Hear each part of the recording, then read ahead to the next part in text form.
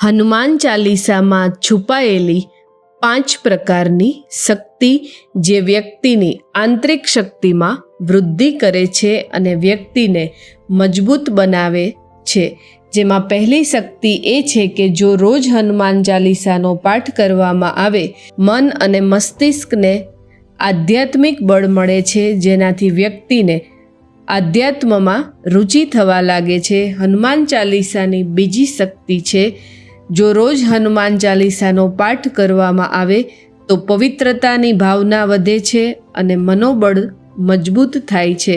હનુમાન ચાલીસાની ત્રીજી શક્તિ છે, જે વ્યક્તિને ભય અને હતાશાથી મુક્તિ અપાવે છે.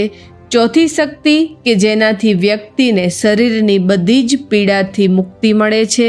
અને હનુમાન ચાલીસાની 5મી શક્તિ, હનુમાન ચાલીસાનો પાઠ કરવાથી વ્યક્તિને શારીરિક કે માનસિક પીડામાંથી મુક્તિ મળે છે.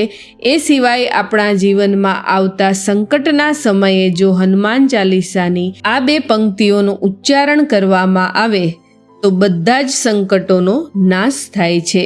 સંકટ કટે મિટે સબ પીરા, જો સુમિરે હનુમંત બલબીરા. અને બીજી પંક્તિ છે કે સંકટ તે હનુમાન છુડાવે, મન ક્રમ વચન ધ્યાન જો લાવે.